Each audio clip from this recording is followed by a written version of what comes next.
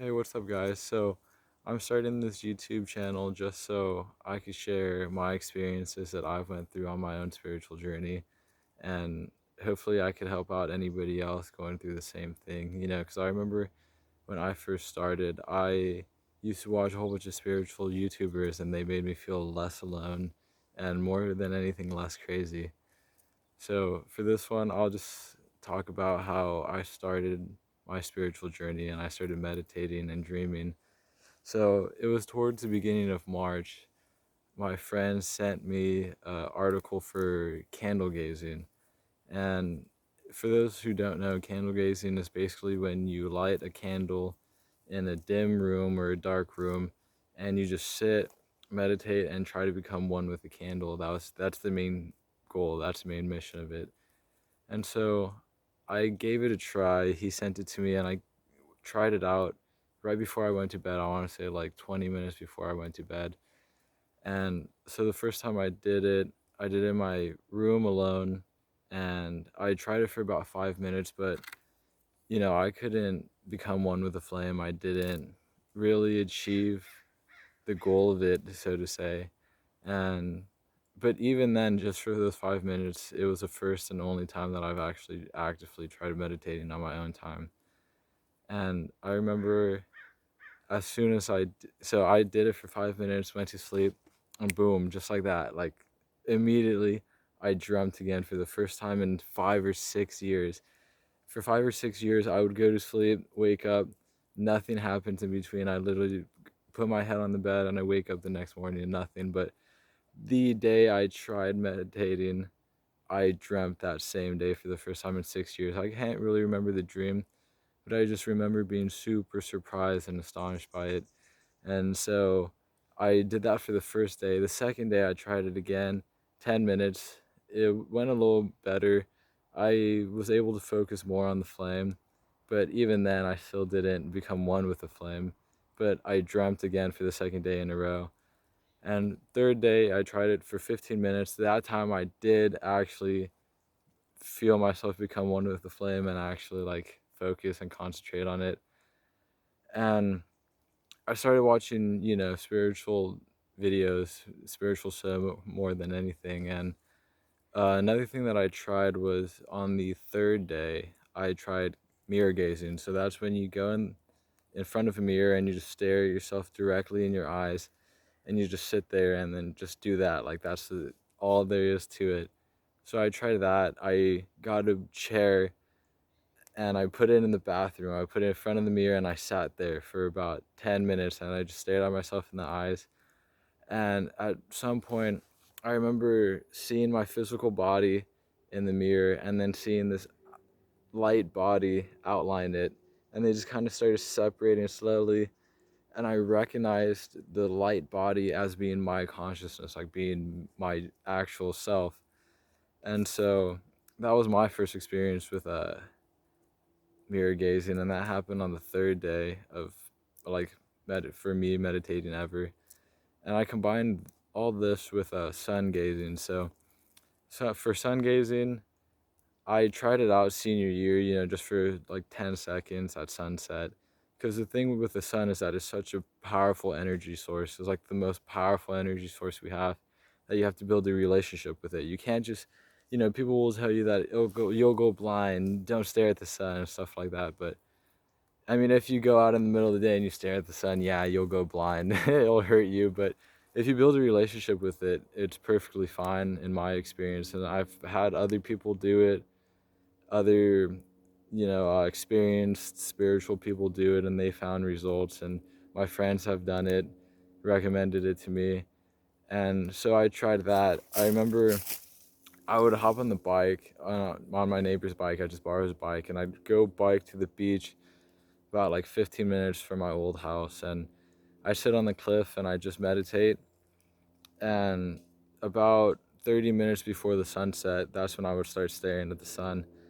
And how I found like the most useful thing that I found was to stare at it, but like not for too long. Once it starts turning red and once you feel your eyes starting to hurt, just pause, close your eyes, take some deep breaths, and get back to that state of consciousness where you just see black, like where you don't see the redness while you have your eyes closed. You know how you have your eyes closed and you'll see like redness and brightness from the sun. So just make sure you meditate enough to go back to where you just see black, and then after that you can open your eyes again and look at it until it starts hurting or until it starts turning red. But you don't want it to hurt, because that's bad. That's not that good.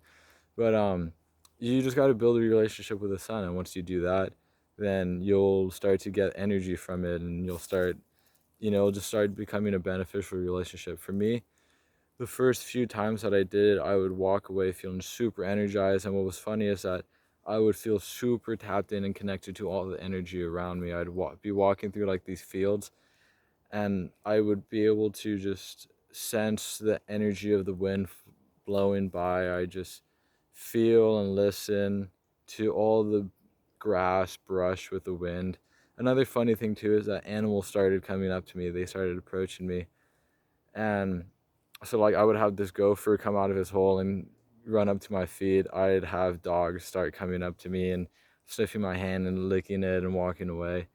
So what's funny thing about the animals is that once you start raising your vibration, animals could sense it. Animals have this feeling and they could like feel your aura. So once you start raising your vibration, animals start feeling way more comfortable around you. And so that was kind of how I started. And what was funny is that like around the third day of sun gazing, I want to say like the fourth or fifth day of meditation for me, I started experiencing gang stalking.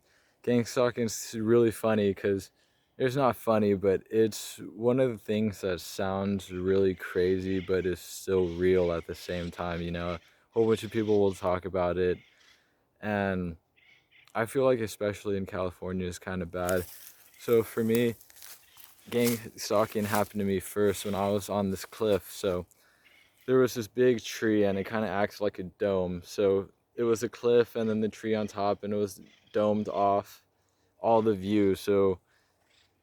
And so I walked past it like right outside where all the leaves and the branches blocked off the view, and I just was there on the cliff looking out in the ocean. And so I looked to my right, and all these trees are like blocking the view, so nobody would want to even stand under that tree because you can't see anything.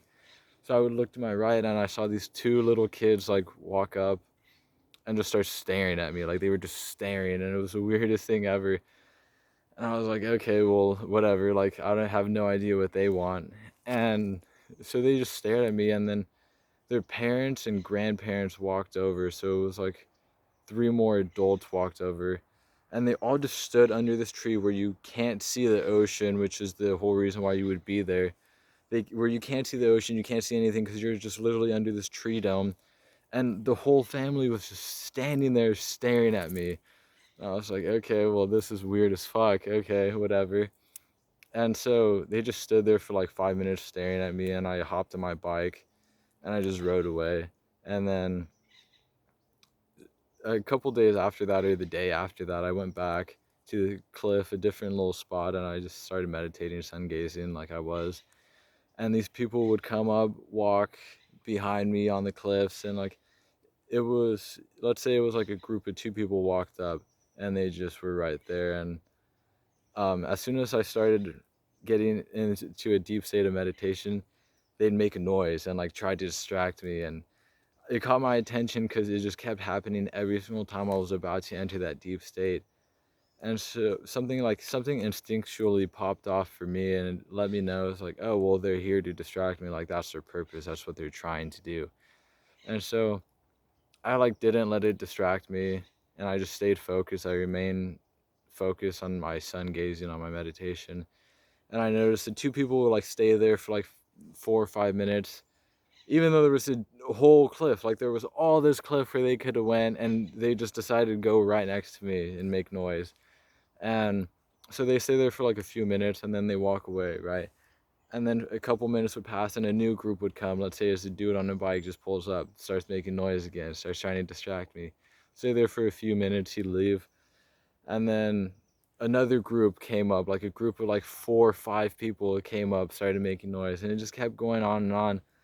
And I remember was feeling so weird. I was like, these people are like watching me. These people are trying to fuck me up. Like they're just literally stalking me. And I had a friend come over to pick something up, and I was telling her about it. I was like, yeah, like these people are like watching me. And then she looked at me. She was like, oh, well, that's fucking like you're just crazy. Like make sure like you're just going crazy. And I know to a lot of people it may sound like that, but like it's a really real thing.